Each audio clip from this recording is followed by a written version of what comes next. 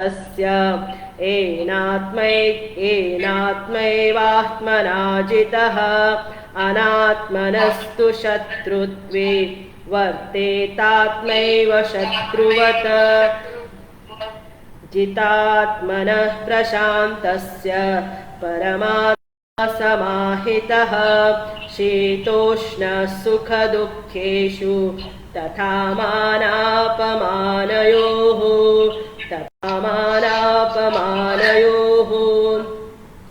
हरिओम।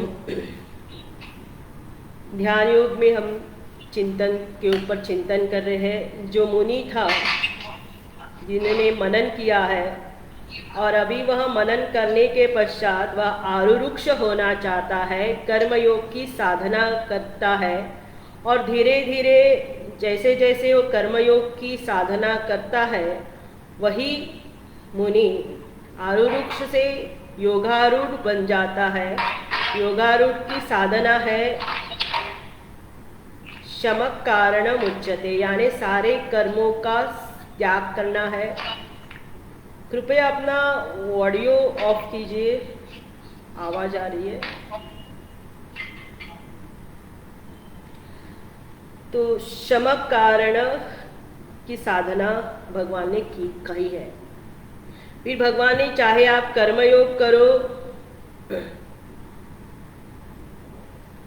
चाहे भक्ति करो, चाहे ज्ञान योग करो, चाहे हठ योग करो, या व्यवहार में भी भगवान कहते हैं हमें अपना उद्धार खुद करना है। हम ही अपने मित्र हैं और हम ही अपने शत्रु हैं।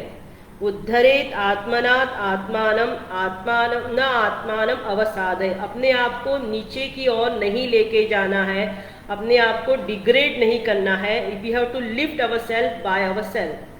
हमारी कोई मदद नहीं करेगा जब तक हम खुद अपनी मदद करने को तैयार नहीं होते। तो हमें अपनी मदद खुद करनी पड़ेगी, तभी हमें बाह्य जगत की सहायता प्राप्त होती है। तो कौन अपना मित्र है और कौन अपना शत्रु है? जिसने अपने इंद्रियों के ऊपर कार्य करण संघात के ऊपर जीत हासिल की है, शरीर के ऊपर जिसने नियंत्रण पा लिया है, शरीर जिसकी जो चाहता है वो शरीर सुनता है, जैसे जिस प्रकार से उसकी रहनी है उस प्रकार से शरीर उसका रहता है। मन के ऊपर, इंद्रियों के ऊपर पूरी तरह से नियंत्रण है, डिसिप्लिन में मन है, इंद्रियां भी डिसिप्लिन में है, नियंत्रण में है। तो इसको कहा जितः, उन्होंने जीत लिया है, वही जो है उसका मित्र बनता है। अगर हमने अपने शरीर, मन, बुद्धि, वाणी पर नियंत्रण नहीं पा लिया तो वही अपना ही मन, अपना ही शरीर हमारा शत्रु बन जाता है। शरीर में रोग होते हैं, मन में मन में चंचलता आती है, मन में बेचैनी आती है, मन में डिप्रेशन, ये सारे मन के जो रोग है, इंद्रियों के रोग है, वो हो जाते हैं जब तक हम इसको नियंत्रण नहीं पाते। तो जो अगर नियंत्रण नहीं पा लिया तो हमारा वो मन, इंद्रियां और शरीर क्या हो जाती है? शत्रु हो जाती है। तो हमारा जो स्वभाव है उसके ऊपर अंकुश लगाना है। तो अंकुश जब तक हम नहीं लगाएंगे तो वही स्वभाव जो है, वही शरीर जो है, वही मन जो है हमारा शत्रु हो जाएगा। तो अभी ध्यान की साधना में कल मैंने कुछ 6 पॉइंट आपको दिए थे, 7 और 8 पॉइंट दिए थे। फिर से मैं उसको दोहराती हूँ कि ध्यान की प्रक्रिया क्या करनी है। अभी 6 श्लोकों तक भगवान ने कर्मयोग की साधना बताई, कर्मयोग की परिपक्व अवस्था बताई। अभी ध्यान योग में प्रवेश करने से पहले भगवान 7वें श्लोक से लेकर 9वें श्लोक तक भगवान ध्यान की जो परिपक्व अवस्था है, जो ध्यान अवस्था में जाता है, समाधि अवस्था में जाने के पश्चात उसका व्यवहार जगत को किस प्रकार से देखता है, जगत के साथ किस प्रकार से वो उसका वर्तन होता है, उसके बारे में भगवान कह रहे हैं। लेकिन उससे पहले जो मूल प्रश्न है ध्यान योग का, वो हमने देखे थे, उसके ऊपर फिर से मैं चिंतन कर रही हूँ। ध्यान क्या है? What is a meditation? पूरी प्रक्रिया ध्यान योग की आपकी हमको समझनी है कि ध्यान क्या है, हु इज अ मेडिटेटर, कौन ध्यान कर रहा है। तीसरा प्रश्न है what is the purpose of meditation, ध्यान का पर्पस क्या है। चौथा प्रश्न है ध्यान में क्या करना है, what is a thing, what thing to be done in the meditation, what we have to do in the meditation, ध्यान में क्या करना है, ये चौथा प्रश्न है। पांचवा प्रश्न है हाउ टू मेडिटेट, कैसे ध्यान करना है। छठा प्रश्न है ध्यान में कौन सी बाधाएं आती है, what are the obstacle which comes when we do meditation. छठा प्रश्न हो गया। सातवां प्रश्न है उन ऑब्स्टिकल्स को कैसे उनसे बाहर निकलना है, बाधाओं का कैसे निरसरण करना है, ये भी समझना चाहिए, जानना चाहिए। फिर जो योगी है, जो ध्यान अवस्था में जाता है, सारे बाधाओं का निरसरण करके वो समाधि अवस्था में पहुंचता है, वह योगी जगत के साथ किस प्रकार से उसका व्यवहार होता है, सजीव वस्तुओं के साथ, चेतन के साथ, लोगों के साथ किस प्रकार से वो व्यवहार करता है, और जड़ वस्तु के साथ वो किस प्रकार से देखता है, जगत को किस प्रकार से देखता है। तो चाहे आप आरुरुक्ष हो यानी कर्मयोगी, जो आरुरुक्ष है वो उसको कहा, यहाँ पर आरुरुक्ष एक टेक्निकल वर्ड है, लेकिन जो मूल वर्ड है गीता का वो है कर्मयोग। चाहे आप कर्मयोग करो या ज्ञान प्राप्त करो, लेकिन आपको कुछ समय के लिए, कुछ क्षण के लिए ध्यान करना है।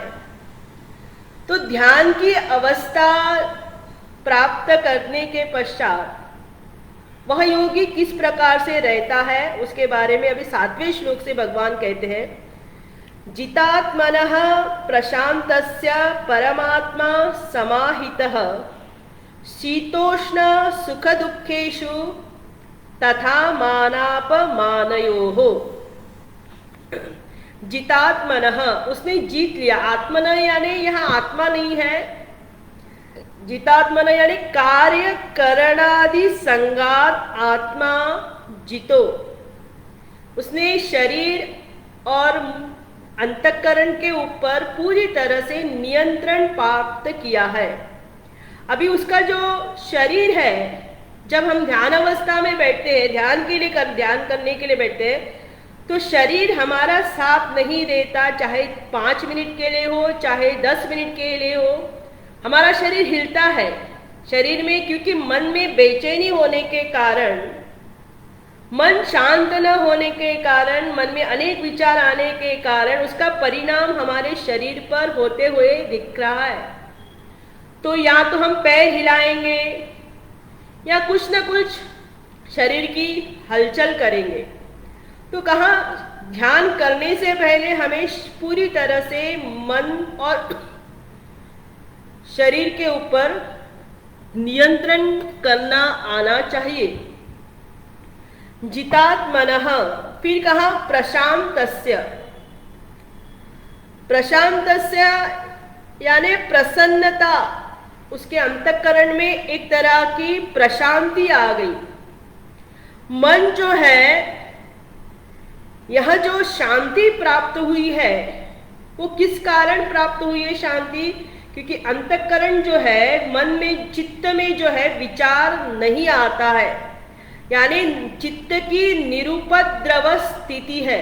चित्त अभी उपद्रव नहीं करता है, यानी अनेक प्रकार के विचार, थॉट्स जब ध्यान में बैठते हैं तो विचार का प्रवाह मन में नहीं आता है, क्योंकि अंतःकरण शांत हुआ है, अंतःकरण पवित्र हुआ है, शरीर शांत हुआ है, तो उसका परिणाम चित्त पर होता हुआ दिखाई देता है, इसलिए प्रशांत है। प्रकर्षेण शांति ही प्रशांतस्य, प्रसन्नता है, यानी उपद्रव की, निरुपद्रव की स्थिति, उपशमन की स्थिति को प्राप्त उसने किया है। जब चित्त भी समाहित है, चित्त भी प्रशांत है, मन भी एकाग्र हो गया है, तो वहां फिर कहा परमात्मा समाहितः, जो ध्यान का जो विषय है, ध्याता, ध्येय और ध्यान, जो ध्याता है वो अपनी ध्येय वस्तु के ऊपर, ध्येय वस्तु यानी जो आत्मा है, अगर वो सगुण है तो परमात्मा का स्वरूप होगा, उस पर उसका चित्त लग जाता है, मन इधर उधर जाता नहीं है। इसलिए समाहितः, परमात्मा समाहित, उस परमात्मा में, उस स्वरूप में, उस आत्मा में उसका चित्त, उस ब्रह्म में उसका चित्त जो है टिक जाता है। अन्य विचार, जब वो ध्यान करने बैठता है तो मन में अन्य विचार प्रवेश नहीं करते हैं और उस आत्मा में एकरूप होता है, क्योंकि पहले ही उसने क्या किया है, शरीर और मन के ऊपर नियंत्रण पाने के कारण, प्रशांत अवस्था को प्राप्त होने के कारण उसका सहज जो है चित्त उस ध्येय वस्तु में, उस परमात्मा में समाहित होता है, उसमें एकरूप होता है। जितना ध्यान का स्वभाव हम बढ़ाएंगे, जितनी जितनी हम ध्यान अवस्था की स्वभाव यानी अभ्यास जितना बढ़ाएंगे, उतना उतना हमारी जो मन की जो वासना है, चित्त जो है धीरे धीरे शांत हो जाएगा, चित्त एक जगह बैठ जाएगा, एक जगह स्थिरता आएगी, एकाग्रता की प्राप्ति आती है। फिर जब ध्यान अवस्था से बाहर आता है तो जगत के साथ तो व्यवहार होगा ही होगा। तो जगत के साथ जब व्यवहार होता है तो परिस्थितियां तो आती है, या तो अनुकूल परिस्थिति या तो प्रतिकूल परिस्थिति उसके जीवन में आएगी, सभी के जीवन में आती है। तो ये परिस्थिति उसके शरीर पर, मन पर और बुद्धि पर, इन परिस्थितियों का असर होता है। लेकिन जो ध्यानी है, जो ध्यान करने वाला है, जो ज्ञानी है, ध्यान की परिपक्व अवस्था में जो पहुंच गया है, वो सभी में उसका चित्त जो है सभी में शांत रहता है, उसके चित्त पर कोई परिणाम होता हुआ दिखाई नहीं देता है। तो 3 प्रकार के परिणाम भगवान यहाँ पर भगवान ने कहा है, शीत उष्ण सुख दुख और मान अपमान। एक है शरीर के स्तर पर, दूसरा है मन के स्तर पर, और तीसरा असर होता है बुद्धि के स्तर पर। तो जैसे ही पहला जो शीत उष्ण है, ये प्रकृति के द्वारा प्राप्त होता है, क्योंकि प्रकृति के ऊपर हमारा कोई नियंत्रण नहीं है। तो जैसे प्रकृति बदलती है, उसका असर हमारे शरीर पर होता हुआ दिखाई देता है। तो चाहे गर्मी हो चाहे सर्दी हो, उसके शरीर पर कोई परिणाम होता हुआ नहीं दिखाई देता है। आप कहते कि आपने ऐसा देखा है,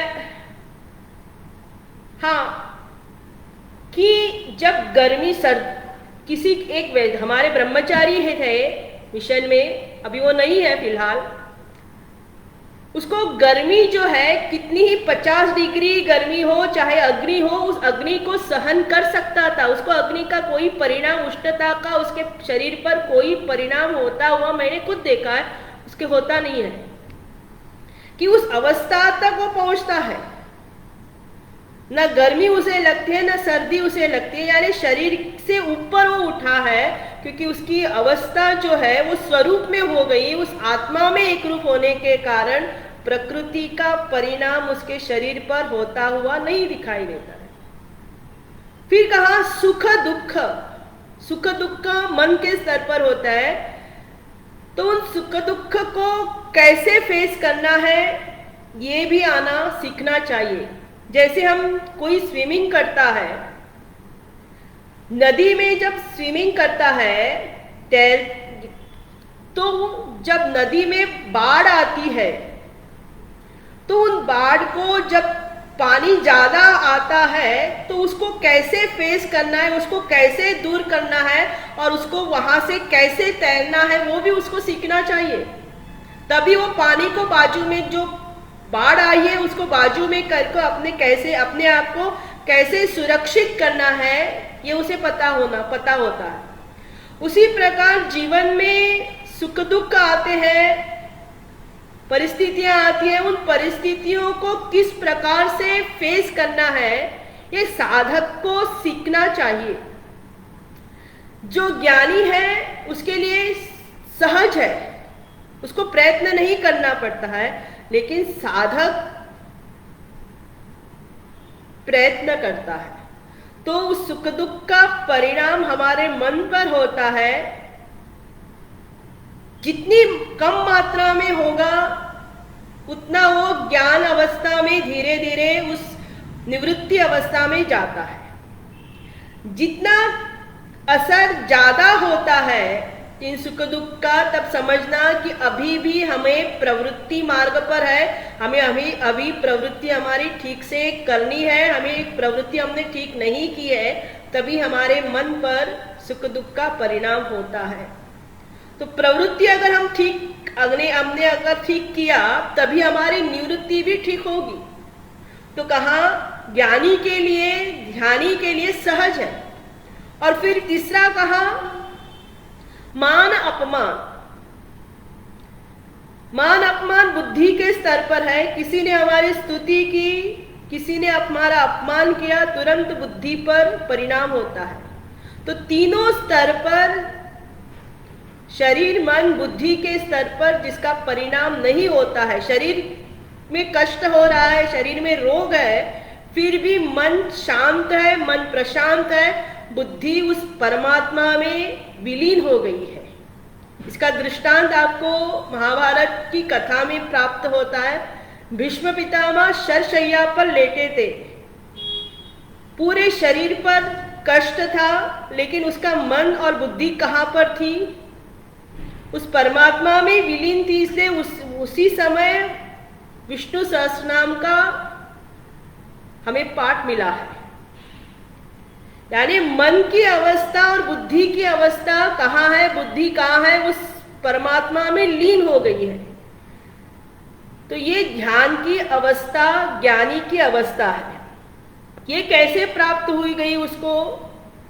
तो कहा अगले श्लोक में, ज्ञान विज्ञान तृप्तात्मा कूटस्थो विजितेन्द्रियः युक्त युत्युच्यते योगी समलोष्टाश्म कांचनः। ज्ञान विज्ञान तृप्तात्मा कूटस्थो विजितेन्द्रियः युक्त युत्युच्यते योगी समलोष्टाश्म कांचनः। वो ध्यानी जो है, वो ज्ञानी जो है, वो तृप्त है। वो जो तृप्ति जो उसको प्राप्त हो गई है, वो वस्तु के द्वारा तृप्ति नहीं मिली है। तृप्ति जो है वो विषयों से नहीं प्राप्त हो गई। तृप्ति यानी अलम प्रत्यय, अब मुझे और नहीं चाहिए, बस जितनी आवश्यकता है उतनी प्राप्त हो गई और नहीं चाहिए, इसे कहते हैं तृप्त। मैं तृप्त हो गया। लेकिन विषयों से कभी भी हमें तृप्ति मिल नहीं सकती। यह जो तृप्ति जो मिली है वो कहां से मिली है? ज्ञान विज्ञान तृप्तात्मा।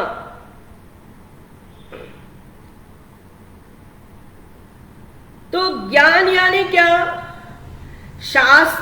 शास्त्रोक्त पदार्थानां परिज्ञानम। शास्त्र के पदार्थ को समझना,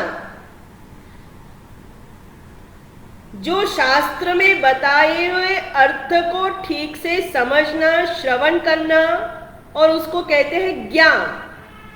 अभी हम सुन रहे हैं किसी विषय के बारे में, उसका हमें ज्ञान हो रहा है। ज्ञान हो गया तो भी क्या होती है? तृप्ति की अनुभूति होती है, मुझे आनंद की अनुभूति होती है। I am satisfied with the knowledge which I get when I listen. तो वहां मुझे आनंद की अनुभूति होती है।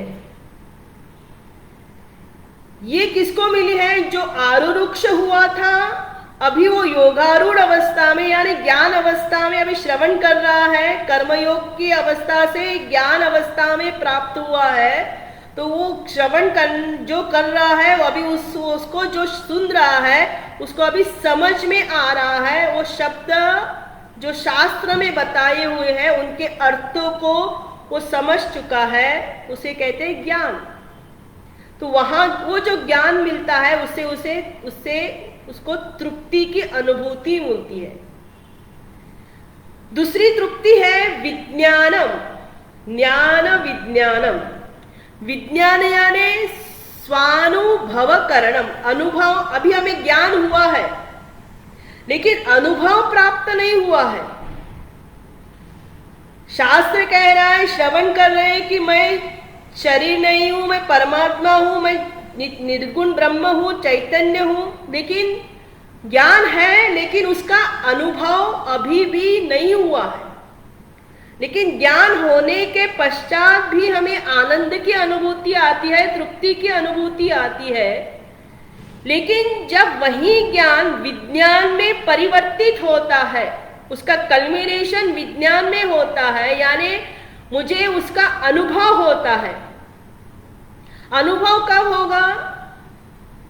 जब उस ज्ञान में जब मैं उस ज्ञान श्रवण किए हुए ज्ञान के ऊपर मैं चिंतन करने के पश्चात उसके ऊपर मैं ध्यान करूंगी। उस विषय के ऊपर जब मैं ध्यान करूंगी, जो सुना हुआ है, जो गुना हुआ है, सुने हुए गुने हुए विषय के ऊपर जब मैं ध्यान करती हूं, तो उस ध्यान करते समय, ध्यान करने के पश्चात मुझे उस ज्ञान में निष्ठा प्राप्त होती है। जब उस ज्ञान में निष्ठा प्राप्त हो गई तब मैं विचलित नहीं होऊंगी, फिर से मैं अज्ञान की दशा में नहीं आऊंगी। जैसे कल दृष्टांत दिया था, कांटे को निकालने के लिए मुझे कांटे का ही इस्तेमाल करना पड़ेगा। तो पहली जो नासमझी है, जो अविद्या की समझ में जो हम जी रहे थे, उस अविद्या की समझ में जो हम जी रहे कि मैं स्त्री हूं, मैं पुरुष हूं, मैं अमुक अमुक व्यक्ति हूं, मैं मनुष्य हूं, ये अविद्याजनक ज्ञान है। इस अविद्याजनक ज्ञान को विद्या से हम निकाल देते हैं ध्यान अवस्था में। जब विद्या ध्यान अवस्था में इसको हम निकाल देते हैं तो ज्ञान में, उस ब्रह्म में निष्ठा प्राप्त होती है। तो उसे कहते हैं विज्ञान। अभी जो मेरा जो ज्ञान है, उस ज्ञान में मैं पूरी तरह से एकरूप हो गई हूं। अभी उसमें मुझे निष्ठा प्राप्त हो गई है। इसलिए निष्ठा प्राप्त होने के कारण मैं विज्ञान अवस्था में, इसलिए मैं तृप्त हो गई हूं, मैं आनंदित हो गई हूं। I am satisfied, completely satisfied. और मुझे और कोई जानने की आवश्यकता नहीं है। जो जानना था वो जान लिया, जो प्राप्त करना था वो प्राप्त कर लिया, और कुछ प्राप्त करने की इच्छा मन में रहती नहीं है। उसे कहते विज्ञानम, यानी अनुभव की स्थिति को मैं प्राप्त कर चुकी हूं। फिर कहा कूटस्थः,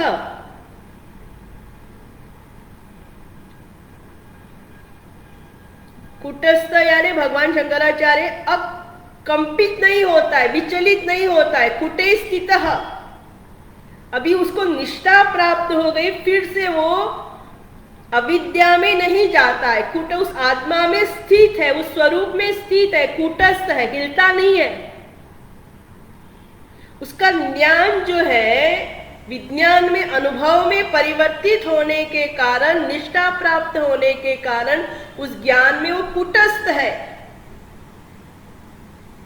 पहले वो जब ज्ञान हुआ था तब वो कुटस्थ नहीं था। जब तक वो ज्ञान विज्ञान में परिवर्तित नहीं होगा तब तक कुटस्थ की अवस्था को हम प्राप्त नहीं कर सकते। ज्ञान है तो फिर से हम अविद्या में आ सकते हैं, क्योंकि अनुभव अभी तक, वो निष्ठा अभी तक नहीं आई, प्राप्त नहीं हुई है। जब निष्ठा प्राप्त होती है ज्ञान में तो उसे कहते हैं कूटस्थ, कंपित नहीं होता है, विचलित नहीं होता है, जो ज्ञान में वो स्थिर है। क्यों हो गया, क्यों ऐसी स्थिति प्राप्त हो गई? क्योंकि अभी उसको फिर कहा विजितेंद्रिय, क्यों ये सब प्राप्त हो गया? क्योंकि विजितेंद्रिय, इंद्रियों के ऊपर पूरी तरह से उसने जीत हासिल की है। इंद्रियां अभी उसके वश में है, उसको प्रयत्न नहीं करना पड़ता है।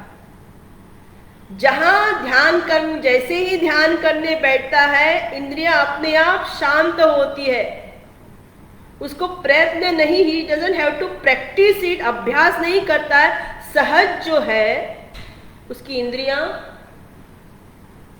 जो है शांत हो गई। विचितेंद्रिय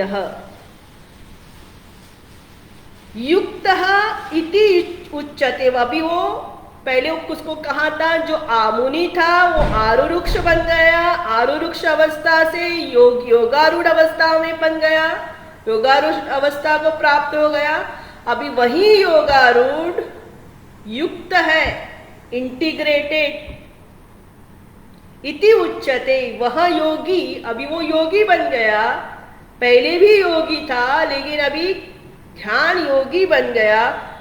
तो वह किस प्रकार से जड़ वस्तु को देखता है, उसका दर्शन, वो व्यवहार किस प्रकार से होता है। तो आखिरी प्रश्न जो था, जो मैंने लिया था इसमें से, तो मैं वो उसको पहले लेती हूं, क्योंकि पहले भगवान उसी का उत्तर देते हैं। How does Yogi live in this world? जड़ वस्तु के साथ और चेतन वस्तु के साथ वो किस प्रकार से रहता है।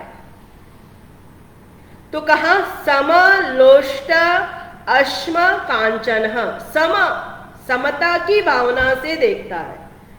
किसको देखता है? तो कहा पहला है लोष्ट, फिर कहा अश्म और कांचन, तीनों को समभाव से देखता है। यानी सोने को, ज्वेलरी,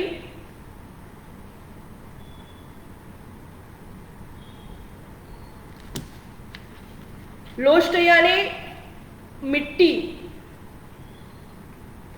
कांचन यानी लोहा, तीनों को, लोहे को,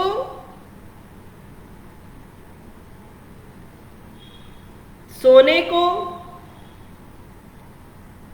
स्वर्ण को और मिट्टी को, तीनों एक समान देखता है। तीनों में भेदभाव नहीं देखता है।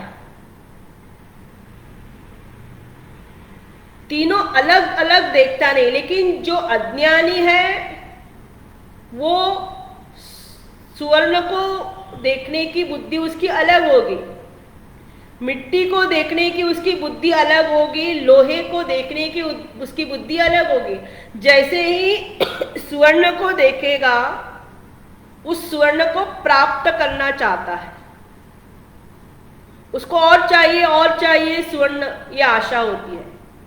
मिट्टी को देखेगा तो तुच्छ भाव आता है, मिट्टी क्या काम की।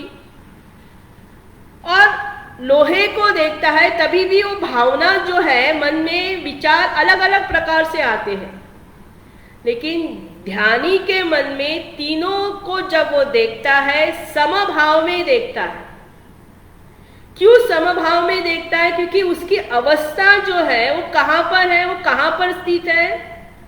वो सभी में उस एक तत्व को देखता है, उस परमात्मा को ही देखता है।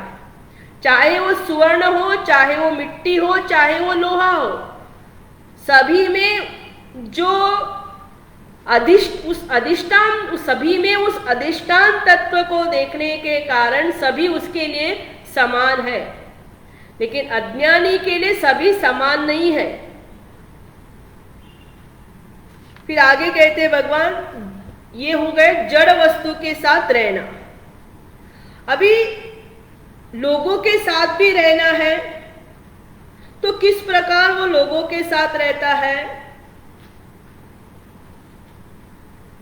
तो आगे कहते हैं, सुरुन मित्र उदासीना मध्यस्थ द्वेष बंधुषु साधुष्वपि च पापेषु समबुद्धिर्विशिष्यते। सुरुन्मित्र उदासीना मध्यस्थ द्वेष बंधुषु साधुष्वपि च पापेषु समबुद्धिर्विशिष्यते। यही श्लोक आपने 5वें अध्याय में भी पढ़ा था, 18वां श्लोक। वहां कहा था, विद्या विनय संपन्ने ब्राह्मणे गविहस्तिनी। आपके पास किताब है तो 18वां श्लोक देखना, 5वें अध्याय का। विद्या विनय संपन्ने ब्राह्मणे गविहस्तिनी शुनि चैव स्वपाके च पंडितः समदर्शिनः। उसी को यहाँ भगवान कहते हैं कि जीवन में हमें किन लोगों के साथ रहना पड़ता है। जड़ के साथ रहना बहुत सरल है, लेकिन लोगों के बीच में रहना बहुत कठिन है। क्योंकि जब हम लोगों के साथ रहते हैं, सबके साथ तालमेल बैठाकर रहना बहुत कठिन पड़ता है। क्योंकि सबके साथ हमारा जो स्वभाव है वो सबके साथ सरलता से जुड़ता नहीं है। This is called age management. लोगों के साथ कैसे वर्तन करना है, तो किन किन लोगों के साथ हमें रहना पड़ता है। तो कुल यहाँ पर 7, 8 और 9 भगवान देते हैं, आप कैलकुलेट कर सकते हैं। पहला है सुरुंग, फिर कहा मित्र, उदासी, मध्यस्थ, द्वेष, बंधुषु, साधुष और पापे। कुल 8 लोगों के साथ हमें जीवन में रहना पड़ता है। इसके अलावा और कोई व्यक्ति आपको मिलेंगे नहीं। तो सबसे पहले रहना है इन सभी के साथ। वो कैसा रहता है? समबुद्धि विशिष्यते। उसका दर्शन कैसा है? सम है। दर्शन सम है, लेकिन वर्तन में भेद हो सकता है। वर्तन में और दर्शन में दोनों को मिक्स नहीं करना है आपस में। दर्शन अलग होगा, वर्तन यानी व्यवहार अलग होगा। तो पहला है सुरुन। सुरुन यानी प्रत्युपकारम अनपेक्ष, जो हमारे ऊपर उपकार करते हैं, जो बिना कोई अपेक्षा के हमें हमारी सहायता करते हैं, जिसके हम कृतज्ञ हो जाते हैं। तो शास्त्र कहता है 3 लोगों के ऊपर हम कृतज्ञ होते हैं। एक है गुरु, दूसरी है माता और तीसरा है पिता।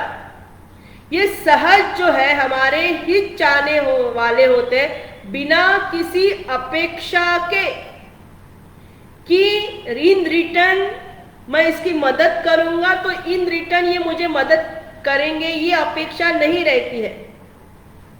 तो जब हम कहीं जाते हैं, कोई बीमार पड़ गया, रास्ते में किसी का एक्सीडेंट है, तो उसको हम दवाखाने लेके जाते हैं, तो ये क्या हुआ? अनजाने में हम किसी की सहायता करते हैं, उस व्यक्ति को हम जानते नहीं है, पहचानते नहीं है, उसकी हम मदद करते हैं, ये सुरुंग हो गया। दूसरा है मित्र। मित्र स्नेहवान। जगत में मित्र मिलना जो है बहुत कठिन है। मैं अपनी परछाई उस मित्र में देखता हूं। मैं जैसा हूं वैसा वो मित्र मुझे स्वीकार करता है, और उस मित्र का दुख मुझे पहाड़ जैसा लगता है। लेकिन अपना दुख जो है, मित्र उसे कहते हैं जिसको अपने मित्र का दुख जो है वो पहाड़ जैसा लगता है, लेकिन अपना स्वयं का दुख तुच्छ लगता है। इसका दृष्टांत आपको भागवत में मिलता है। भगवान का जो मित्र था उद्धव जी, ये भगवान के मित्र, वो भगवान के जैसे ही दिखते थे। जब उद्धव जी वृंदावन में आए थे, सारी गोपियों से मिलने आए थे, तो उनको लगा स्वयं भगवान कृष्ण ही आए, क्योंकि वो सभी कृष्ण के दिए हुए कपड़े को पहनते थे। भगवान कृष्ण जैसे ही दिखते थे, उनका व्यवहार, उनका वर्तन जो है भगवान कृष्ण जैसा ही है। इसलिए बद्रीनाथ में अभी भी जब भगवान की पूजा नहीं होती थी, उस समय उद्धव जी की उत्सव मूर्ति के रूप में उद्धव जी की पूजा वहां पर होती है। तो ये भगवान के मित्र है जो हमारा हित चाहता है। ये दूसरा व्यक्ति हो गया। उदासी।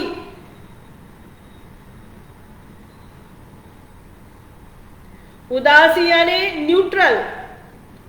कुछ हो गया, उसी के उसके मन पर कोई, घर में कुछ घट गया, कहां पर कुछ हो गया, कुछ असर नहीं होता है, मन पर कोई परिणाम नहीं होता। ही इज उदासी, न्यूट्रल। मध्यस्थ। मध्यस्थ यानी मिडलमैन। दोनों पक्षों के बीच, दोनों पक्षों का हित चाहने वाला है। इसका भी हित चाहता है, उसका भी हित चाहता है, और बीच का जो मार्ग निकालता है उसे कहते हैं मध्यस्थ। द्वेष। द्वेष यानी आत्मनः अप्रियः। अपना प्रियता नहीं चाहता है, सभी से द्वेष करता है, किसी का अच्छा नहीं सोचता है। बंधुषु। संबंधी। फिर कहा साधुष्वपि। साधु लोग। साधु की भगवान हमने चौथे अध्याय में भगवान हमने देखा था, भगवान ने कहा था कि मैं क्यों अवतार लेता हूं। परित्राणाय साधूनां विनाशाय च दुष्कृताम्। साधु की रक्षा के लिए, जो शास्त्र अनुसार चलने वाला है। साधु यानी अच्छा, जो दूसरों हित चाहने वाला है, जिसको अपना दुख कम लगता है लेकिन दूसरों का दुख ज्यादा लगता है, यानी शास्त्र के बताए हुए मार्ग पर जो चलता है उसे कहते हैं साधु।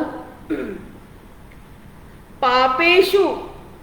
जो प्रतिषिद्ध, जो निषिद्ध आचरण करता है उसे कहते हैं पापी पुरुष। तो ये कितने हो गए? कुल 8 हो गए। तीन सभी लोगों के साथ उसका वर्तन कहता है समबुद्धि विशिष्यते। वो समता की भावना से सबको देखता है। एक जैसा उसका दर्शन जो है वो एक जैसा है। तो ये 3 श्लोकों में 7, 8 और 9 श्लोकों में ज्ञानी की परिपक्व अवस्था, ध्यान योगी की जो परिपक्व अवस्था है उसका दर्शन कैसा है वो भगवान ने इन 3 श्लोकों में भगवान ने बताया है। तो अभी इतने श्लोक हो गए, अभी तक ध्यान कैसे करना है आपने तो इतने बताया है, क्या क्या क्या ध्यान का विषय क्या है, लेकिन अभी तक ध्यान क्या है वो बताया नहीं है। तो अभी जो प्रकरण चल रहा है चलेगा 10वें श्लोक से 32वें श्लोक तक, वो ध्यान का मूल विषय में हम आएंगे अभी। तो कल जैसे कहा था, ध्यान के बारे में जो प्रमाण है वो स्वयं भगवान के वचन ही है, और दूसरा प्रमाण है पतंजलि योग सूत्र, जिसमें उन्होंने कहा था यम नियम आसन प्राणायाम प्रत्याहार धारणा ध्यान और समाधि। वो स्टार्ट करते यम नियम आसन प्राणायाम प्रत्याहार, लेकिन भगवान यहां पर ध्यान की प्रक्रिया बताते हैं। ध्यान कैसे करना है, कहां पे करना है। तो बहिरंग साधना भी है और अंतरंग साधना भी भगवान बताते हैं। तो जो जीवन हमारा अनादि काल से अभी तक चल रहा है, अनादि काल से हम अपने वासना के अनुसार अभी तक जी रहे हैं। जैसी हमारी वासना होती है, मन में जैसे विचार आते हैं, मन में जैसे इच्छाएं आते हैं, उस प्रकार से हमारा वर्तन होता है, हमारा व्यवहार होता है। लेकिन धीरे धीरे जब जैसे हमारा व्यवहार होता है, हम सुनते हैं, श्रवण करते हैं, सत्संग में जाते हैं, तो मन में विचार आता है कि यही वासना के अनुसार जीवन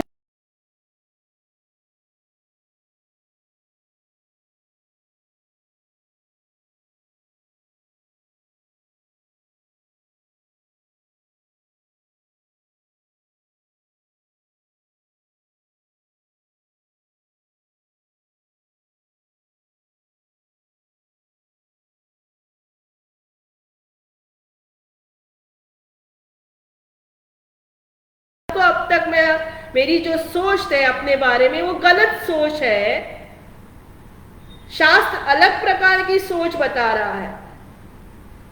तो धीरे धीरे मैं जैसे जैसे मैं श्रवण करती हूँ, धीरे मेरे जैसे जैसे श्रवण बढ़ता है, शास्त्र को सुनती हूँ, तो मन में विचार आता है, मैं परीक्षा करती हूँ, आई एग्जामिन माई सेल्फ। इसलिए उपनिषद कहता है परीक्षा लोकान कर्मचितान ब्राह्मण। जो अपने जीवन का परीक्षण करता है, जीवन का निरीक्षण करता है, क्योंकि अब तक जो मैं जी रहा हूं उससे मुझे कोई फायदा नहीं मिल रहा है, उससे मुझे कोई तृप्ति की अनुभूति नहीं मिल रही है, शास्त्र कुछ और कह रहा है, तो जैसे शास्त्र कह रहा है तो उस मार्ग पर मैं क्यों ना चलूं। मन में एक वृत्ति आती है तो उसको कहा है, जब यह वृत्ति आती है तो उसको व्यक्ति को कहते हैं मुनि। अभी वो मनन करने लगा है और वह मुनि धीरे धीरे शास्त्र के बताए हुए मार्ग पर चलता है। तो जैसे शास्त्र के बताए हुए मार्ग को वो चलता है,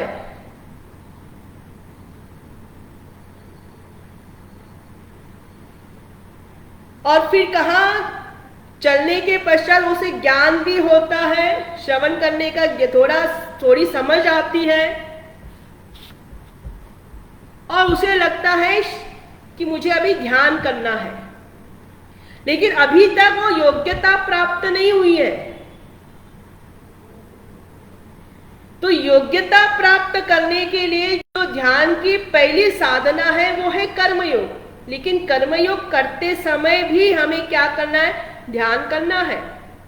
आरुरुक्ष की अवस्था में भी हमें ध्यान करना है, कुछ समय के लिए ध्यान के लिए बैठना है। तो ध्यान क्या है, व्हाट इज अ मेडिटेशन। तो कहा अभी हम श्लोक पढ़ेंगे और फिर इसके ऊपर चिंतन करेंगे। योगी युञ्जीत सततम् आत्मानं रहसि स्थितः एकाकीयत चित्तात्मा निराशीरपरिग्रहः योगी युञ्जीत सततम् आत्मानं रहसि स्थितः एकाकीयत चित्तात्मा निराशीरपरिग्रहः। योगी युञ्जीत सततम, सतत जो है ध्यान करना चाहिए। कहाँ पर, किस पर? आत्मानम रहसि स्थितम, एक जगह बैठकर ध्यान करना चाहिए, एकाकी, एकांत में। यत चित्तात्मा निराशी परिग्रह, अपरिग्रह, आशा छोड़नी है और परिग्रह एक्यूमुलेट, वस्तु को एक्यूमुलेट नहीं करना है।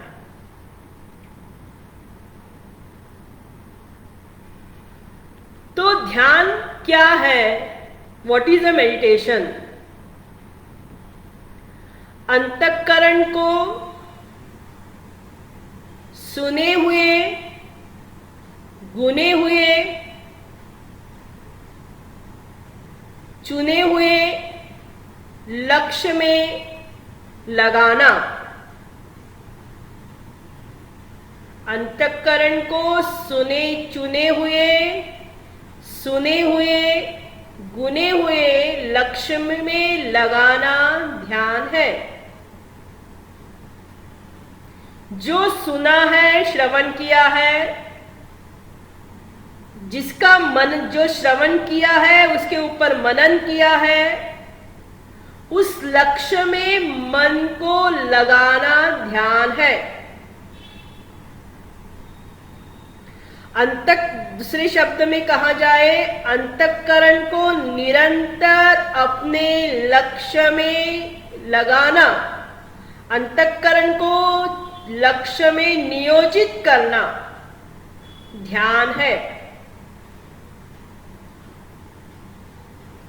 तो अभी तक जो हम जी रहे हैं, जो हमारी पहचान है, अविद्याजनक जो पहचान है, क्या अविद्याजनक पहचान है? कि मैं स्त्री हूं, मैं मनुष्य हूं, मैं पुरुष हूं। चाहे रात को भी आपको सपना आए तो आप स्त्री रूप में ही देखेंगे, मनुष्य रूप में ही देखेंगे।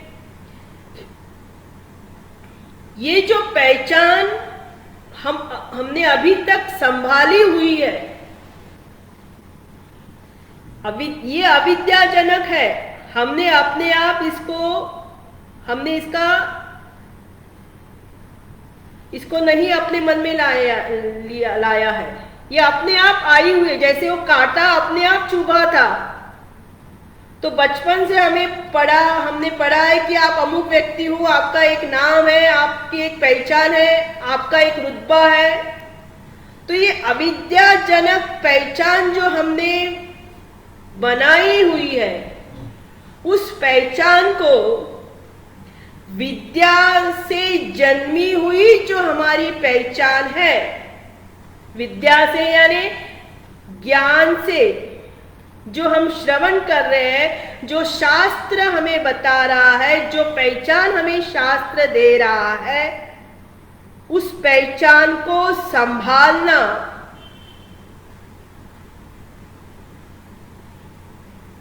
ही ध्यान है। उस विद्या को मन में संभाल के रखना। जो विद्या शास्त्र हमें दे रहा है, अभी वो उस विद्या का हमारे अंतःकरण में जन्म हुआ, उस पहचान को संभाले रखने का नाम ध्यान है। तो प्रश्न क्या था? What is a meditation? तो शास्त्र हमारी पहचान क्या बता रहा है? कि न मैं शरीर हूं, न मैं मन हूं, न बुद्धि हूं, मैं चैतन्य अद्वितीय ब्रह्म हूं। ये पहचान हमें कहां से प्राप्त हुई है? शास्त्र से मिली है पहचान कि मैं ब्रह्मो तत्व हूं। तत्त्वमसि अहम ब्रह्मास्मि। ये अखंडाकार वृत्ति का जन्म जब मन में होता है, उस वृत्ति को संभालना ही ध्यान है। जो पहचान अब तक हम जी रहे थे कि मैं अमुक अमुक हूं, अविद्या की जो पहचान है, उस पहचान को निकालकर विद्या जनित जो हमारी पहचान है, शास्त्र जनित जो पहचान है, उसको संभालना ही ध्यान कहा जाता है। तो ध्यान, ये वस्तु क्या हो गई? ब्रह्म की मैं ब्रह्म हूं, ना कि विषयों का ध्यान। जैसे दूसरे अध्याय में कहा था, ध्यायतो विषयान पुंसः संगस्तेषुपजायते संगात् संजायते काम। वस्तु का ध्यान नहीं है। ये जो ध्यान है, ये हमें शास्त्र बता रहा है कि तुम अपने आप को जो समझ रहे थे वो तुम नहीं हो। तुम्हारी ये पहचान है कि तुम वह तत्व हो, वह ब्रह्म हो। इस पहचान को संभाले रखने का नाम ध्यान है। तो योगी यानी जो ध्यायी है, जो ध्यान करने वाला है, युंजित,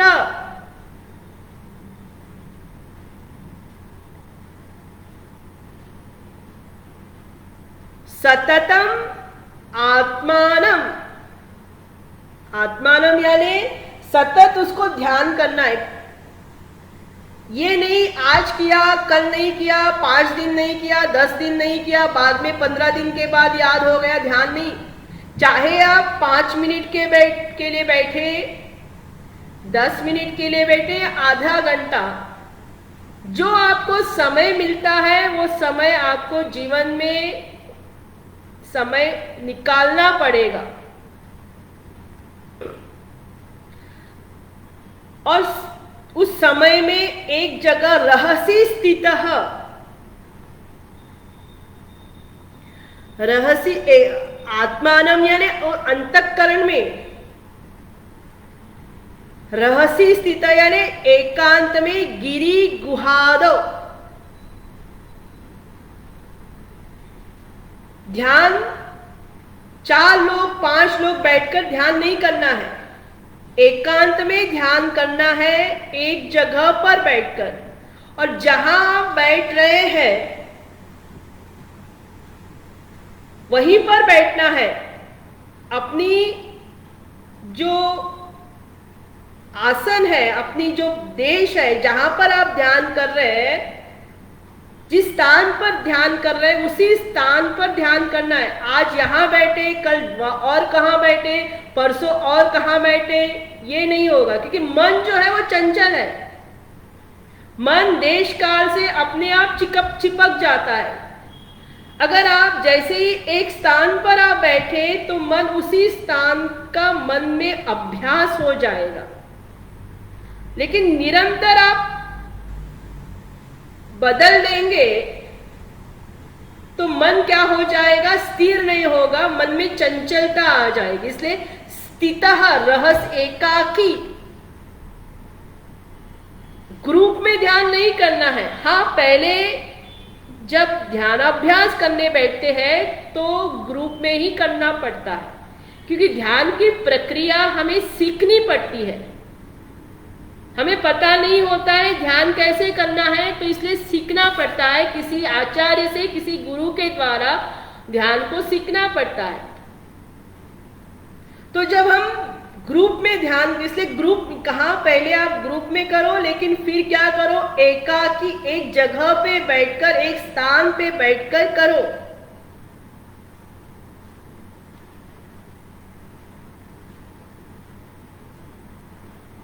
यत चित्तात्मा, अंतःकरण को, चित्त को उस आत्मा में विलीन करो। पहले एक जगह बैठना है, एकांत में बैठना है, धीरे से आंखें बंद करनी है। ये सब हमने प्रक्रिया 5वें अध्याय में हमने देखी थी। प्राणा स्पर्भायान स्पर्शान कृत्वा बहि बायान प्राणापानो समो कृत्वा, ये सब हम नासाभ्यरणचारिणो, ये सब हमने 5वें अध्याय में देखी थी ये प्रक्रिया। प्राणायाम, प्रत्याहार, ये सब देखा था। इसलिए भगवान यहां कहते हैं एकाकी।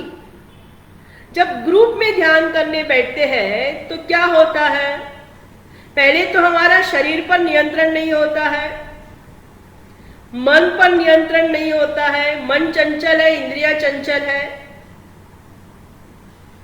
तो जैसे ही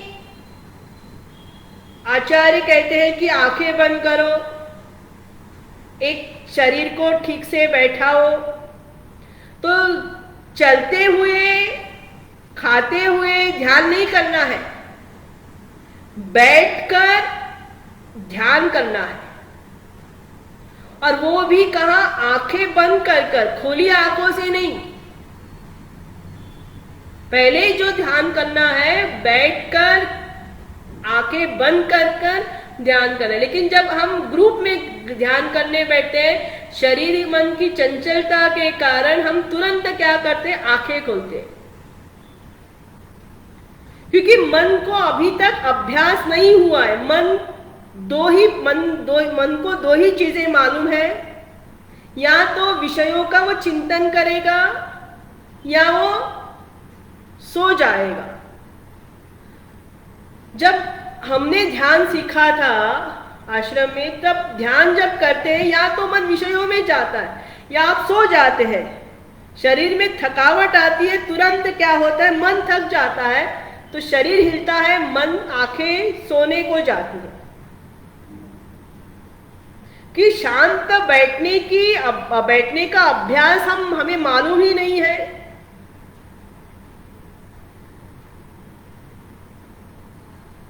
तो जब ध्यान में बैठते हैं तो एक जगह पर, एक आसन में, अपना आसन अलग होना चाहिए और जहां बैठते वहीं पर रोज बैठना है। और जहां बैठे हैं वहां पर फोन लेकर बोलना नहीं है, खाना पीना नहीं है। वो आगे भगवान अगले श्लोक में कहेंगे। फिर कहा निराशीर अपरिग्रह। निराशी यानी तृष्णा छोड़नी चाहिए, आशा नहीं होनी चाहिए कि अभी मैं ध्यान करने बैठती हूं, आगे चल के क्या मुझे ये सिद्धि मिलेगी, वो प्राप्ति मिलेगी, अनिमा गरिमा, ये सारी सिद्धि मुझे, ये आशा लेकर मन ध्यान नहीं करना है। फिर अपरिग्रह, परिग्रह नहीं, जो ध्यानाभ्यासी है, जो निवृत्ति मार्ग में प्रवेश जिसने किया है, उसको ज्यादा चीजें एक्यूमुलेट नहीं करनी है। जितनी शरीर की आवश्यकता है, जितनी जरूरत है, उतनी ही चीजों को रखना है। जैसे हम कहीं पर ध्यान के लिए जाते हैं, तो जंगल में जब जाते हैं, वन में जाते हैं, तो हम अपने क्या करते हैं, 2-3 बैग लेके जाते हैं, कैमरा लेके जाते हैं, बाहर कैमरा रखते हैं कि कैसे हम ध्यान कर रहे हैं। ये सब बाहरी चीजों को क्या करना है, त्याग करना है, छोड़ना है। तो परिग्रह नहीं करना है। ये किसके लिए कहा, सन्यासी के लिए कहा है कि जब आप ध्यान के लिए बैठे, ज्यादा चीजें को आपको जितना मिला है उसमें आप संतुष्ट रहो। गृहस्थी के लिए कहा परिग्रह करना, लेकिन सन्यासी के लिए कहा अपरिग्रह। लेकिन ध्यान के समय भी ध्यान अवस्था में जब जाते हैं, ध्यानाभ्यास जब करते हैं, तो उस समय परिग्रह नहीं करना है। फिर वो स्थान कैसा होना चाहिए, ये बहिरंग अभी साधना भगवान बताते हैं। शुचौ देशे प्रतिष्ठाप्य स्थिरमासनमात्मनः न्यात्युन्शीतं नातिनीचं चैलाजिनकुशोत्तरं। शुचौ देशे प्रतिष्ठाप्य स्थिरमासनमात्मनः नात्युश्रितं नातिनीचं चैलाजिनकुशोत्तरं। शुचौ देशे, देशे यानी जहां पर आप ध्यान कर रहे हो, ध्यानाभ्यास कर रहे हो, वो एक तो पहले एकांत में ध्यान करना चाहिए। 2 लोग एक साथ ध्यान नहीं कर सकते, 5 लोग एक साथ ध्यान नहीं कर सकते। और जो स्थान, जिस स्थान में आप ध्यान कर रहे हैं, वो स्थान कैसा होना चाहिए, वो देश कैसा होना चाहिए, पवित्र होना चाहिए। वहां पर गंदगी नहीं होनी चाहिए। शुचौ देशे प्रतिष्ठाप्य, वो देश जो है उसमें शुचिता होनी चाहिए, शुद्धता होनी चाहिए। भगवान कहते हैं कि जैसे नदी किनारे, ज्ञानेश्वर महाराज कहते हैं जैसे नदी किनारे जो वातावरण है वो शांत होता है, वहां पर कोई अपवित्रता नहीं होती है। तो वो ऐसे स्थान पर तो एक बोले हमें एकांत में, घर में तो एकांत मिलता नहीं है, घर गृहस्थी में हम इतने पड़े तो कहाँ सुबह तो आपको टाइम मिलता है, या रात के समय जब सारे सो जाते हैं उस समय आपको एकांत तो मिलता है। तो उस समय या 5 मिनट या 10 मिनट या सुबह के समय, और जहां आप बैठे हैं वहीं बैठना है। और वो देश जो है, वो जो प्लेस है, वो जो जगह है वो पवित्र होनी चाहिए और उस स्थान पर बैठना है। स्थिरम आसन, स्थिरता से शरीर और मन जो है वो स्थिर होना चाहिए, हिलना नहीं चाहिए। जब बैठते हैं तो शरीर में चल भी चलता नहीं होनी चाहिए, पैर नहीं हिलना चाहिए, हाथ हिलना नहीं चाहिए, सारे नियंत्रण में होना चाहिए। और वो आसन कैसा होना चाहिए, नाति नीचम, न अति उच्च नहीं होना चाहिए, न नीचा नहीं होना चाहिए। तो जिस स्थान पर हम बैठते हैं जमीन पर नहीं बैठना है। तो पहले नीचा में आने पहले जमीन खोदकर लोग जमीन के अंदर जो है ध्यान करने बैठते थे। तो जब हम ध्यान जमीन के अंदर बैठते थे तो पृथ्वी से जो कीड़े मकोड़े हैं वो बाहर आते थे, इसलिए नीचा पूरी तरह से पृथ्वी पर मिट्टी में बैठना नहीं है। जहां हम बैठे हैं वहां पर आसन डाल के बैठना है। और वो आसन नीचा भी नहीं होना चाहिए, ऊपर भी नहीं होना चाहिए। जैसे मुझे लगा कि मैं बद्रीनाथ या केदारनाथ में जाकर ध्यान करूं, या मानस सरोवर में जाकर ध्यान करूं, तो ये होगा नहीं, क्योंकि वहां पर ऑक्सीजन की सप्लाई जो है कम होगी तो शरीर को तकलीफ होगी। इसलिए ऊंचा भी नहीं आसन होना चाहिए, मिडल आसन होना चाहिए।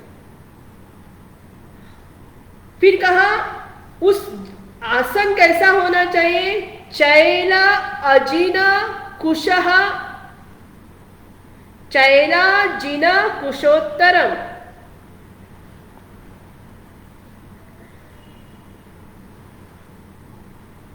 जहां हम बैठे हैं पृथ्वी पर बैठना नहीं चाहिए। जो भी आप, चाहे आप कुर्सी पर बैठे हो, चाहे कोई और कुछ लेकर आप बैठे हो, वहां पर क्या करना चाहिए, कुशाग्रास या कुशा आसन आपको डालना है। क्यों डालना है? क्योंकि जमीन पर क्यों नहीं बैठना है? क्योंकि जो पृथ्वी की जो ऊर्जा है और ध्यान जब हम करने बैठते हैं तो ध्यान अवस्था जैसे जैसे बढ़ती है तो हमारी जो ऊर्जा है और पृथ्वी हमारी ऊर्जा को खींच लेती है। जो शक्ति मिलनी चाहिए थी वो ऊर्जा हमें प्राप्त नहीं होती है, वो ऊर्जा वो पृथ्वी लेती है। इसलिए कुछ ना कुछ आसन कपड़ा वहां पर लेकर बैठना है। सीधे कुर्सी पर नहीं बैठना है, वहां पर कुछ कपड़ा डाल। इसलिए यहां पहले कहा था कि अजीनम चैला जीना कुशोत्तरम। पहले क्या करो? वस्त्र डालो, फिर अजीनम, अजीनम यानी भगवान कहते हैं कि मृग चर्म, एनिमल की स्किन, चाहे टाइगर हो चाहे हिरन हो, लेकिन आजकल ये सब मिलना असंभव है, ये हम नहीं कर सकते। तो कहा उसके ऊपर क्या करो? कपड़ा डालो। कुशा आसन, कुशाग्रास अगर मिलती है तो कुशाग्रास क्यों लेनी है? तो कहा जब हम पृथ्वी पर, धरती पर ध्यान करने बैठते हैं जमीन पर, तो हो सकता है कीड़े मकोड़े आकर हमें तंग करें। तो कुशाग्रास में कीड़े मकोड़े नहीं आते, इसलिए कुशाग्रास का आसन कहाँ है? उस कुशाग्रास के आसन पर सिल्क का कपड़ा डालना है और उसके ऊपर सिल्क का कपड़ा नहीं, कोई भी कपड़ा आप डाल सकते हैं। या आप अगर आप कुर्सी पर बैठे तो एक चादर, जैसे हम चादर एक बिठाकर आप बैठ सकते हैं। और जो आपका आसन है उसी आसन में आपको बैठना है। दूसरा आपके आसन को यूज नहीं कर सकता।